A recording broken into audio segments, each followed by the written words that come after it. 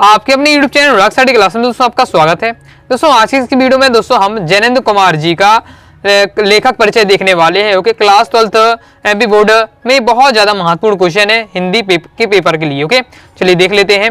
Okay, question किस प्रकार से आपका आएगा हिंदी में कि पेपर में कि जैनेंद्र कुमार जी का साहित्यिक परिचय निम्न बिंदुओं के आधार पर दीजिए। दो रचनाएं, भाषा शैली, साहित्य में स्थान। ओके, जब भी आपसे क्या है भाषा शैली पूछे तो समझ जाइए आपसे क्या है लेखक परिचय पूछा जा रहा है। ओके, और जब कवि परिचय पूछा जाता है तो उसमें क्या आपसे पूछा जाता है, आपको क्या बताना पड़ता है, भावपक्ष और कलापक्ष। ओके, और जब भाषा शैली रहे तो वो आपको समझ जाइए लेखक परिचय आपसे पूछा जा रहा है। ओके, तो लेखक परिचय हमें देखना है जैनेंद्र कुमार जी का। ओके, देख लेते हैं। पहले देख लेते हैं दो रचनाएं। ओके, दो रचनाएं आपको क्या है अच्छे से तैयार होनी चाहिए सभी आपकी लेखक की। ओके, तो क्या है दो रचना क्या है, परख, सुनीता, फांसी, एक रात, ये आपको क्या है तैयार कर लीजिएगा। 3 से 4 आपको तैयार कर लेना है। ओके, अब देख लेते हैं हम भाषा और शैली। ओके, भाषा शैली में क्या आपको लिखना है, जैनेंद्र जी की भाषा दो रूप में मिलती है। ओके, दो रूप में मिलती है, मतलब जैनेंद्र कुमार जी की जो भाषा है उन्होंने कठिन भाषा भी लिखी है और सरल भाषा भी लिखी है। ओके, तो इसमें एक तो आपकी सरल भाषा है। सरल भाषा में कौन सी, एक रूप में क्या है, पहला रूप तो क्या है उपन्यासों और कहानियों में देखने को मिलता है जो कि क्या है सरल और सहज। ओके,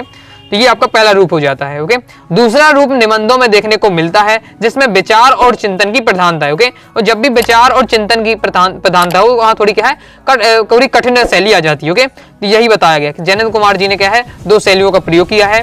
पहला तो क्या है उपन्यास और कहानियों में किया है जो कि क्या है आसान है, और दूसरा क्या है निबंधों में प्रयोग किया है जो कि क्या है विचार और चिंतन की प्रधानता है, मतलब क्या है थोड़ी सी कठिन है। ओके, आपकी भाषा में मतलब इनकी भाषा में अरबी, फारसी, उर्दू, संस्कृत व अंग्रेजी के शब्दों का प्रयोग हुआ है। ओके, यही लाइन भी आप क्या है सभी को भी आपसे लेखक परिचय पूछे आप सभी में जोड़ देना। ओके, क्योंकि जो भी अपन भाषा प्रयोग करते हैं उसमें कई भाषाओं के शब्द होते हैं। ओके, इसके बाद आप शैली लिखना पड़ता है, तो शैली में आपको बता देना है कि जैनेंद्र कुमार जी की शैली क्या है, विवेचनात्मक शैली है, वर्णनात्मक शैली है, भावनात्मक शैली है व मनोविश्लेषणात्मक शैली का क्या है विशेष प्रयोग किया गया है। ओके, तो ये आपका हो जाता है शैली, तो ये हो जाती भाषा और ये हो जाती है आपकी शैली। ओके, और बस आपको इतना ही लिखना है, 3-3 लाइन आपको लिखनी है। ओके, 3 से 5 लाइन में आपको कंप्लीट कर देना आपका भाषा शैली। ओके, क्योंकि 3 नंबर क्वेश्चन आता है, ज्यादा नंबर का नहीं आता। ओके, तो 1 नंबर आपके रचनाएं के हो जाते हैं, 1 नंबर भाषा शैली के, 1 नंबर आपके साहित्य में स्थान के हो जाते हैं। ओके, तो 1 नंबर के लिए आप क्या है 1 पेज तो लिखेंगे नहीं, तो 3 से 4 लाइन आपको लिखनी है। ओके, अब देख लेते हैं हम साहित्य में स्थान। तो साहित्य में स्थान आपको पता है कोई भी लेखक हो, कोई भी कवि हो,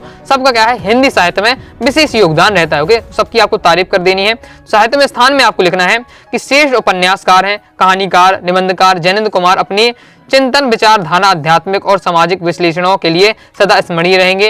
लेखन कला एवं भाषा पारदर्शिता के कारण इनका क्या है विशेष महत्व। के ज्यादा कठिन लगता है डायरेक्ट लिख दीजिएगा, इनका हिंदी साहित्य में विशेष स्थान है। इनके साहित्य हिंदी साहित्य के लिए क्या है, इनकी साहित्य हिंदी साहित्य की अमूल्य धरोहर है। ओके, अमूल्य धरोहर, ये आप लाइन लिख सकते हैं। ओके, तो इस प्रकार से आपका कंप्लीट हो जाता है जैनेंद्र कुमार जी का दो रचनाएं, भाषा शैली, साहित्य में स्थान। ओके, तो आई होप आपको वीडियो पसंद आई होगी। वीडियो पसंद आए वीडियो लाइक करके चैनल को सब्सक्राइब जरूर करिएगा। कोई डाउट हो कमेंट बॉक्स में आप जरूर पूछ लीजिएगा।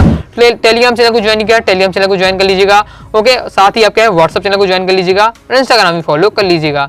मिलते हैं नेक्स्ट वीडियो में, तब तक के लिए बाय बाय।